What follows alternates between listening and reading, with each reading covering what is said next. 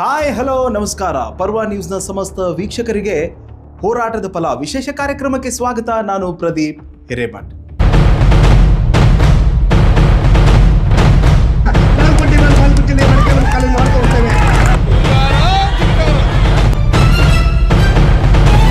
S, 12 ವರ್ಷಗಳ ನಿರಂತರ ಹೋರಾಟಕ್ಕೆ ಕಡೆಗೂ 2026ರಲ್ಲಿ ಸಿಕ್ತು ಜನರಿಗೆ ಭರ್ಜರಿ ಜಯ. ಹೌದು, 12 ವರ್ಷಗಳ ಕಾಲ ಮೆಡಿಕಲ್ ಕಾಲೇಜು ಬೇಕು ಎನ್ನುವಂತಹ ಬೇಡಿಕೆಯ ಕೂಗು ನಿಜಕ್ಕೂ ಸರ್ಕಾರಕ್ಕೆ 2026ಕ್ಕೆ ಕೇಳಿಸ್ತು. ಎಸ್, ಘಟಾನುಘಟಿಗಳು ಮೆಡಿಕಲ್ ಕಾಲೇಜನ್ನು ಈ ಬಾಗಲಕೋಟೆಗೆ ತರಲೇಬಾರದು ಅನ್ನುವಂತಹ ಹೋರಾಟಗಳ ಮಧ್ಯೆಯೂ ಕೂಡ ಮೆಡಿಕಲ್ ಕಾಲೇಜ್ ಬಂದದ್ದಾದರೂ ಹೇಗೆ? ಇದರ ಹಿಂದೆ ನಡೆದಿರುವಂತಹ ಹೋರಾಟದಲ್ಲಿ ಯಾರೆಲ್ಲ ಭಾಗಿಯಾಗಿದ್ರು ಮತ್ತೆ ಹೋರಾಟ ಯಾವ ಯಾವ ಹಂತಗಳಲ್ಲಿ ನಡೀತು ಗೊತ್ತಾ? ಬಾಗಲಕೋಟೆ ಜಿಲ್ಲೆಯ ಜನರ ದೀರ್ಘಕಾಲದ ಕನಸು ಈಡೇರುವ ಕ್ಷಣ ಇದೀಗ ಸಮೀಪಿಸಿದೆ. ಮಾರ್ಚ್ 14ರಂದು ಬಾಗಲಕೋಟೆಯಲ್ಲಿ ಮೆಡಿಕಲ್ ಕಾಲೇಜಿನ ಶಂಕುಸ್ಥಾಪನೆ ಕಾರ್ಯಕ್ರಮ ನಡೆಯಲಿದೆ. ಈ ಮಹತ್ವದ ಕಾರ್ಯಕ್ರಮಕ್ಕೆ ಮುಖ್ಯಮಂತ್ರಿ ಸಿದ್ದರಾಮಯ್ಯ ಆಗಮಿಸಿ ಶಂಕುಸ್ಥಾಪನೆ ನೆರವೇರಿಸಲಿದ್ದಾರೆ. ಬಾಗಲಕೋಟೆಗೆ ಮೆಡಿಕಲ್ ಕಾಲೇಜು ಬೇಕೆಂಬ ಬೇಡಿಕೆ ಹೊಸದಾಗೇನಿಲ್ಲ. 2014ರಿಂದಲೇ ಈ ಬೇಡಿಕೆಯಾಗಿ ಜಿಲ್ಲೆಯ ಜನರು ಹಾಗೂ ವಿವಿಧ ಸಂಘಟನೆಗಳು ನಿರಂತರ ಹೋರಾಟ ನಡೆಸುತ್ತಾ ಬಂದಿವೆ.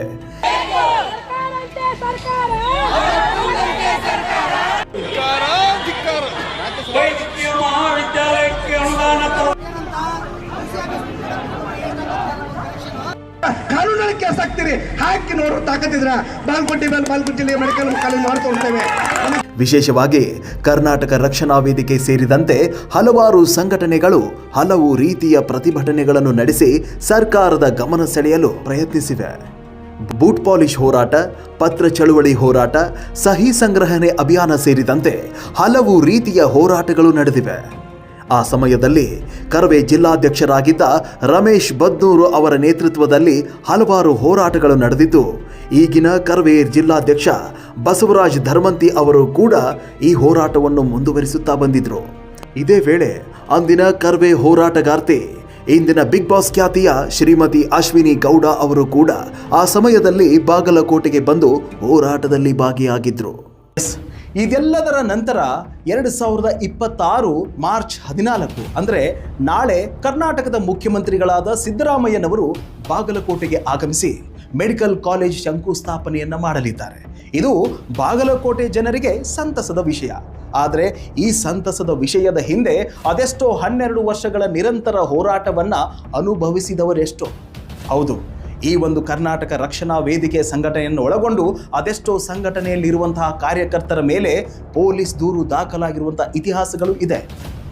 ಆಗಿನ ಕರ್ನಾಟಕ ರಕ್ಷಣಾ ವೇದಿಕೆ ಜಿಲ್ಲಾಧ್ಯಕ್ಷರು, ವಕೀಲರು ಆಗಿರುವಂತಹ ಹೋರಾಟದಲ್ಲಿ ಪ್ರಮುಖ ಪಾತ್ರವನ್ನು ವಹಿಸಿರುವಂತಹ ಶ್ರೀಯುತ ರಮೇಶ್ ಬದ್ನೂರ್ ಅವರು ಈ ಒಂದು ಶಂಕುಸ್ಥಾಪನೆ ಮತ್ತು ಅದರ ಹಿಂದೆ ನಡೆದಿರುವಂತಹ ಹೋರಾಟದ ಬಗ್ಗೆ ಏನೆಲ್ಲ ಹೇಳ್ತಾರೆ ಅನ್ನೋದನ್ನ ಕೇಳ್ಕೊಂಡು ಬನ್ನಿ. ನನಗೆ ಈ ಸಂದರ್ಭ ಅತ್ಯಂತ ಸಂತಸ ತಂದಿದೆ. ಏನು ಬಾಗಲಕೋಟೆ ಜಿಲ್ಲೆಗೆ 2014-15ರಲ್ಲಿ ಸರ್ಕಾರಿ ವೈದ್ಯಕೀಯ ಮಹಾವಿದ್ಯಾಲಯವನ್ನ ಆ ಸರ್ಕಾರ ಅಂದ್ರೆ ಹಿಂದಿನ ಸಿದ್ದರಾಮಯ್ಯನವರ ನೇತೃತ್ವದ ಸರ್ಕಾರ ಏನು ಘೋಷಣೆ ಮಾಡಿತ್ತು, ಘೋಷಣೆ ಆದಮೇಲೆ ಅದು ಘೋಷಣೆಯಾಗಿ ನೆನೆಗುದಿಗೆ ಬಿದ್ದಿತ್ತು. ಕಾರಣ ಇಷ್ಟೇ, ಇಂಡಿಯನ್ ಮೆಡಿಕಲ್ ಕೌನ್ಸಿಲ್ ಅದಕ್ಕೆ ತಕರಾರು ಒಡ್ಡಿ ಅದೇನೋ ಅಡೆತಡೆ ಉಂಟಾಗಿತ್ತು. ಅದಾದಮೇಲೆ ನಾವು ಕರ್ನಾಟಕ ರಕ್ಷಣಾ ವೇದಿಕೆ ಅಧ್ಯಕ್ಷನಾಗಿದ್ದ ಸಂದರ್ಭದಲ್ಲಿ ನನ್ನ ಜೊತೆ ಹಲವಾರು ನನ್ನ ಯುವ ಮಿತ್ರರು, ಬಸವರಾಜ್ ಧರ್ಮಂತಿ ಇರ್ಬೋದು, ಮಲ್ಲು ಕಟ್ಟಿಮನಿ ಇರ್ಬೋದು, ಆತ್ಮಾರಾಮ್ ನೀಲ್ ನಾಯ್ಕರ್ ಇರ್ಬೋದು, ಬಸವರಾಜ್ ಅಂಬೀರ್ ಇರ್ಬೋದು, ಹಾಗೂ ಭಾಗ್ಯ ಬೆಟ್ಗೇರಿ ಇರ್ಬೋದು, ಮಂಜು ಪವಾರ್ ಇರ್ಬೋದು, ರಂಜಾನ್ ನದಾಫರ್ ಇರ್ಬೋದು, ಗಣಪತಿ ಬೋವಿ ಇರ್ಬೋದು, ಸಂಗು ಅಂಬೀರ್ ಇರ್ಬೋದು, ವಿನೀತ್ ಮೇಲಿನಮಣಿ ಇರ್ಬೋದು, ಹಲವಾರು ಜನ. ಅದಕ್ಕೆ ಒಬ್ರು ಇಬ್ರು ಅಂತ ಹೇಳಿಕ್ಕಿಲ್ಲ. ಅದು ಎಲ್ಲಕ್ಕಿಂತ ಮುಖ್ಯವಾಗಿ ನಮ್ಮ ಭಾಗದ ವಿಧಾನ ಪರಿಷತ್ ಸದಸ್ಯ, ಮಾಜಿ ವಿಧಾನ ಪರಿಷತ್ ಸದಸ್ಯರಾದಂಥ MP ನಾಡಗೌಡರು ಕೂಡ ಪ್ರಮುಖವಾಗಿ ನಮಗೆ ಇದರಲ್ಲಿ ಬೆನ್ನೆಲುಬಾಗಿ ನಿಂತುಕೊಂಡು ಮಾರ್ಗದರ್ಶನ ಮಾಡಿ ಸರ್ಕಾರಿ ವೈದ್ಯಕೀಯ ಮಹಾವಿದ್ಯಾಲಯಕ್ಕೆ ಒಂದು ದೊಡ್ಡ ಶಕ್ತಿ ತರಬೇಕು, ಹೋರಾಟಕ್ಕೆ ಒಂದು ದೊಡ್ಡ ಶಕ್ತಿ ತರಬೇಕು, ಹೋರಾಟದ ಮೂಲಕನೇ ಸರ್ಕಾರವನ್ನ ಎಚ್ಚರಿಸುವಂತ ಕೆಲಸ ಮಾಡಬೇಕು, ಸರ್ಕಾರವನ್ನು ಮನವರಿಕೆ ಮಾಡಬೇಕು ಅಂತ ಹೇಳಿ ನಾವೊಂದು ಹೋರಾಟವನ್ನು ಪ್ರಾರಂಭಿಸಿದ್ವಿ. ಅದಕ್ಕೆ ಬಾಗಲಕೋಟೆ ಜನನೂ ಕೂಡ ಹಲವಾರು ರೀತಿಯಲ್ಲಿ ನಮಗೆ ಸ್ಪಂದಿಸಿದ್ರು. ನಾವು ಬೂಟ್ ಪಾಲಿಶ್ ಚಳವಳಿಯನ್ನ ಮಾಡಿದ್ವಿ.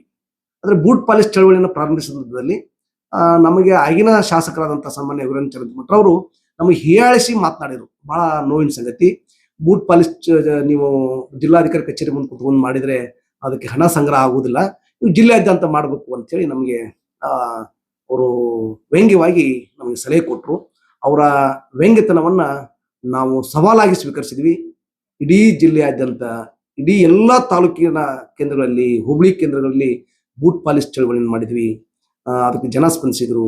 ಆ ಉದ್ಯೋಗ ಮಾಡ್ತಕ್ಕಂಥ ಜನ ಸ್ಪಂದಿಸಿದ್ರು. ಆಮೇಲೆ ಬೆಳಗಾವಿ ಅಧಿವೇಶನದಲ್ಲಿ ನಾವು ಬೂಟ್ ಪಾಲಿಶ್ ಮಾಡಿದ್ವಿ, ಬೆಂಗಳೂರಿನಲ್ಲಿ ಬೂಟ್ ಪಾಲಿಶ್ ಮಾಡಿದ್ವಿ. ಇದು ಒಂದು ದೊಡ್ಡ ವಿನೂತನ ಚಳವಳಿಯಾಗಿ ಪರಿವರ್ತನೆಯಾಗಿ ಸರ್ಕಾರಕ್ಕೆ ಮುಜುಗರ ಆಗುವ ರೀತಿಯಲ್ಲಿ ಇದು ಆದಾಗ ಆಗಿನ ವಿರೋಧ ಪಕ್ಷದ ನಾಯಕರಾಗಿರ್ತಕ್ಕಂಥ ಸನ್ಮಾನ್ಯ ಸಿದ್ದರಾಮಯ್ಯನವರು, ಈಗಿನ ಮುಖ್ಯಮಂತ್ರಿಗಳು, ನಮಗೆ ಇಲ್ಲ, ಇದಕ್ಕೆ ನಾನೇ ಮುಖ್ಯಮಂತ್ರಿ ಆದ್ರೆ ಮಾತ್ರ ನಿಮ್ಗೆ ಸರ್ಕಾರಿ ವೈದ್ಯಕೀಯ ಮಹಾವಿದ್ಯಾಲಯವನ್ನ ಬಾಗಲಕೋಟೆಗೆ ಕೊಡ್ಲಿಕ್ಕೆ ಸಾಧ್ಯ ಇದೆ, ಇಲ್ಲದಿದ್ರೆ ಸಾಧ್ಯ ಇಲ್ಲ ಅಂತಕ್ಕಂಥ ಒಂದು ಮಾತನ್ನ ಹೇಳಿದ್ರು. ಅದಕ್ಕೆ ಭರವಸೆ ಕೊಟ್ಟಿದ್ರು. ಅವರು ಆ ಭರವಸೆಯಂತೆ ಇವತ್ತು ಸರ್ಕಾರಿ ವೈದ್ಯಕೀಯ ಮಹಾವಿದ್ಯಾಲಯವನ್ನ ಬಾಗಲಕೋಟೆಗೆ ಮಂಜೂರು ಮಾಡಿದ್ದಾರೆ. ತದನಂತರದಲ್ಲಿ ಶಾಸಕರಾಗಿರುವಂತಹ HY ಮೇಟಿ ಅವರು ತಮ್ಮ ಸರ್ಕಾರವಿದ್ದಾಗ ಸನ್ಮಾನ್ಯ ಮುಖ್ಯಮಂತ್ರಿಗಳಾದ ಸಿದ್ದರಾಮಯ್ಯನವರಿಗೆ ನೀವೇನಾದರೂ ನಮ್ಮ ಜಿಲ್ಲೆಗೆ ಅನುದಾನ ಕೊಡೋ ಹಾಗಿದ್ರೆ ಮೊದಲು ನಮ್ಮ ಜಿಲ್ಲೆಗೆ ಮೆಡಿಕಲ್ ಕಾಲೇಜನ್ನು ಕೊಡಿ ಅನ್ನುವಂತಹ ದಿಟ್ಟ ನಿರ್ಧಾರ ಈ ಹೋರಾಟಕ್ಕೆ ಮತ್ತಷ್ಟು ಬಲವನ್ನು ತುಂಬುತ್ತೆ. ಇದಾದ ನಂತರದಲ್ಲಿ ಈಗಿನ ಜಿಲ್ಲಾಧ್ಯಕ್ಷರಾಗಿರುವಂತಹ ಶ್ರೀಯುತ ಬಸವರಾಜ್ ಧರ್ಮಂತಿಯವರು, ಇವರು ಕರ್ನಾಟಕ ರಕ್ಷಣಾ ವೇದಿಕೆಯ ಈಗಿನ ಜಿಲ್ಲಾಧ್ಯಕ್ಷರು, ಆದರೆ ಆಗಿನ ಕಾರ್ಯಕರ್ತರಾಗಿದ್ದರು. ಈ ಹೋರಾಟದಲ್ಲಿ ಸಕ್ರಿಯವಾಗಿ ಭಾಗವಹಿಸಿರುವಂತಹ ಬಸವರಾಜ್ ಧರ್ಮಂತಿ ಅವರು ಈ ಹೋರಾಟದ ಬಗ್ಗೆ ಹೇಳೋದಾದ್ರೂ ಏನು ಅನ್ನೋದನ್ನ ಕೇಳ್ಕೊಂಡು ಬನ್ನಿ. ನಾನು ಜಿಲ್ಲಾಧ್ಯಕ್ಷನಾಗಿ ನೇತೃತ್ವ ವಹಿಸಿಕೊಂಡೆ. ನನಗೆ ನಾರಾಯಣಗೌಡರ ಅವಕಾಶವನ್ನು ಕೊಟ್ಟಾಗ ನಾ ಹೋರಾಟವನ್ನು ಮುಂದುವರಿಸಿ ಸಾರ್ವಜನಿಕವಾಗಿ ಸರ್ಕಾರವನ್ನು ಇನ್ನೂ ಹೆಚ್ಚಿನ ಮಟ್ಟಿಗೆ ಎಚ್ಚರಿಸಬೇಕು ಅಂತೇಳಿ ಜಿಲ್ಲಾಡಳಿತ ಭವನದಿಂದ ಶಾಸಕರ ಮನೆಯವರಿಗೆ ದೀಡ್ ನಮಸ್ಕಾರ ಹಾಕಿ ಮನವಿ ಸಲ್ಲಿಸುವ ಹೋರಾಟವನ್ನು ಹಮ್ಮಿಕೊಂಡ್ವಿ. ಆ ಹೋರಾಟವನ್ನ ಪೊಲೀಸ್ ಇಲಾಖೆಯವರು ಅರ್ಧದಲ್ಲೇ ಮೊಟಕುಗೊಳಿಸಿ ನಮ್ಮನ್ನು ಬಂಧನ ಮಾಡಿ ಹತ್ತಿಕ್ಕಿದ್ರು. ಅದ ನಂತರ ಸಾರ್ವಜನಿಕವಾಗಿ ಭಿಕ್ಷಾಟನೆ ಮಾಡಿ ದುಡ್ಡನ್ನು ಕೂಡಿಸಿ ಸರ್ಕಾರಕ್ಕೆ ಕೊಟ್ಟು, ತಾಲೂಕು ಆಡಳಿತ, ಜಿಲ್ಲಾಡಳಿತ ಕೊಟ್ಟು ನಾವು ಸರ್ಕಾರವನ್ನು ಎಚ್ಚರಿಸುವಂತಹ ಪ್ರಯತ್ನವನ್ನು ಮಾಡಿದ್ವಿ. ಇಷ್ಟೆಲ್ಲ ಹೋರಾಟಗಳ ನಂತರವೂ ಕೂಡ ಆಗಿನ ಬಿಜೆಪಿ ಸರ್ಕಾರ ಮತ್ತು ಇಲ್ಲಿನ ಜನಪ್ರತಿನಿಧಿಗಳು ಯಾವ ಹೋರಾಟಗಳಿಗೂ ಬೆಲೆ ಕೊಡದೆ ತಮ್ಮ ಸ್ವಾರ್ಥಕ್ಕಾಗಿ ಅಥವಾ ಇಚ್ಛಾಶಕ್ತಿಯ ಕೊರತೆಯಿಂದಾಗಿ, ಸಾರ್ವಜನಿಕರ ಮೇಲಿನ ನಿರ್ಲಕ್ಷ್ಯದಿಂದಾಗಿ, ಬಾಗಲಕೋಟೆಯ ಮೇಲಿನ ನಿರ್ಲಕ್ಷ್ಯದಿಂದಾಗಿ ಸರ್ಕಾರಿ ವೈದ್ಯಕೀಯ ಕಾಲೇಜಿಗೆ ಒಂದೇ ಒಂದು ರೂಪಾಯಿ ಅನುದಾನ ಕೊಡಲಿಲ್ಲ. ಅದ ನಂತರ ಸಿದ್ದರಾಮಯ್ಯನವರು ವಿರೋಧ ಪಕ್ಷದ ನಾಯಕರಿದ್ದಾಗಲೂ ಕೂಡ ನಾವೆಲ್ಲರೂ ಕರವೇ ಮುಖಂಡರು, ಕರವೇ ಕಾರ್ಯಕರ್ತರು ಸೇರಿ ಅವರ ವಿರೋಧ ಪಕ್ಷದ ನಾಯಕರಿದ್ದ ಅವಧಿಯಲ್ಲೂ ಕೂಡ ಅವರ ಬಸ್ಸಿಗೆ ಅಡ್ಡಗಟ್ಟಿ ಅವರನ್ನ ಎಚ್ಚರಿಸಿ ನೀವು ಅಧಿವೇಶನದಲ್ಲಿ ಧ್ವನಿ ಎತ್ತಬೇಕಂತ ನಾವು ಅವ್ರಿಗೆ ಒತ್ತಾಯ ಮಾಡಿದ್ವಿ. ಅದಾದ ನಂತರ ಸಿದ್ದರಾಮಯ್ಯನವರು ಕೂಡ ಧ್ವನಿ ಎತ್ತಲಿಲ್ಲ. ಅದಾದ ನಂತರ ಚುನಾವಣಾ ಪ್ರಚಾರಕ್ಕೆ ಬಂದಾಗ ಮಾತ್ರ ಇಲ್ಲಿ ಸರ್ಕಾರಿ ವೈದ್ಯಕೀಯ ಕಾಲೇಜನ್ನು ಮೊದಲ ಬಜೆಟ್ನಲ್ಲೇ ಘೋಷಣೆ ಮಾಡ್ತೀನಿ ಅಂತ ಭಾಷಣವನ್ನು ಮಾಡಿ ಹೋಗಿದ್ರು. ಮತ್ತು ಕೂಡ ಬಾಗಲಕೋಟೆಯ ಸಮಸ್ಯೆ ಬಗೆಹರದೆ 23ರ ಬಜೆಟ್ನಲ್ಲೂ ಅನುದಾನ ಬರಲಿಲ್ಲ, 24ರಲ್ಲೂ ಬರಲಿಲ್ಲ, 25ರಲ್ಲೂ ಬರಲಿಲ್ಲ. 26ರ ಬಜೆಟ್ನಲ್ಲಿ ಈ ಬಾರಿ 450 ಕೋಟಿ ರೂಪಾಯಿ ಅನುದಾನವನ್ನ ಒದಗಿಸಲಿಕ್ಕೆ ಅನುಮೋದನೆ ಕೊಟ್ಟಿದ್ದಾರೆ. ಈಗ ಆರಂಭಿಕವಾಗಿ 70 ಕೋಟಿಗೂ ಹೆಚ್ಚು ದುಡ್ಡನ್ನ ಕಟ್ಟಡ ಕಾಮಗಾರಿಗಳಿಗೋಸ್ಕರ, ಟೆಂಡರ್ಗೋಸ್ಕರ ಬಿಡುಗಡೆ ಮಾಡಿದ್ದಾರೆ. ಇದನ್ನ ಸ್ವಾಗತ ಮಾಡ್ತೀವಿ. ಎಸ್, ಇದು ಸಾಮಾನ್ಯವಾದ ಹೋರಾಟವಲ್ಲ, ಒಂದು ಜಯ ಗಳಿಸಿದಂತಹ ಹೋರಾಟ.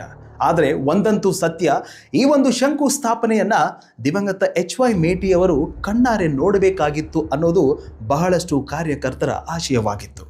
ಒಂದಿಷ್ಟು ಕಡೆ ಹೋರಾಟವನ್ನು ಮಾಡಿರುವಂಥ ಹೋರಾಟಗಾರರಿಗೆ ಒಂದು ಜಯದ ಹಾದಿ ಸಿಕ್ಕುವಂತಾಗಿದೆ. ನಾಳೆ ನಡೆಯುತ್ತಾ ಇರುವಂತಹ ಸಿದ್ದರಾಮಯ್ಯನವರು ಶಂಕುಸ್ಥಾಪನೆಯನ್ನು ಮಾಡ್ತಾ ಇರುವಂಥ ಆ ಶುಭ ಗಳಿಗೆಯನ್ನು ನೋಡೋದಕ್ಕೆ ಇಡೀ ಬಾಗಲಕೋಟೆ ಜನತೆ ಕಾತುರದಿಂದ ಕಾಯ್ತಾ ಇದೆ. ನಮ್ಮ ಈ ಜಯಕ್ಕೆ ನಾವು ನಮ್ಮ ಪರ್ವ ನ್ಯೂಸ್ ವತಿಯಿಂದ ಹೋರಾಟ ಮಾಡಿದಂತಹ ಪ್ರತಿಯೊಬ್ಬರಿಗೂ ಹೃದಯಪೂರ್ವಕ ಧನ್ಯವಾದಗಳನ್ನು ತಿಳಿಸ್ತೀವಿ. ಮೆಡಿಕಲ್ ಕಾಲೇಜ್ಗೆ ಸಂಬಂಧಪಟ್ಟಂತೆ ಯಾರೆಲ್ಲ ಧ್ವನಿ ಎತ್ತಿ ಮಾತನಾಡಿದ್ದೀರಿ ಅವರಿಗೂ ಕೂಡ ಧನ್ಯವಾದವನ್ನು ತಿಳಿಸ್ತಾ, ಸತ್ಯ ಸಂಸ್ಕೃತಿ ಶೋಧನೆಯಂತಹ ಸುದ್ದಿಗಳಿಗಾಗಿ ನೋಡ್ತಾ ಇರಿ ಪರ್ವ ನ್ಯೂಸ್ ಕನ್ನಡ. ಇದು ನಿಮ್ಮ ವಾಹಿನಿ. ನಮಸ್ಕಾರ.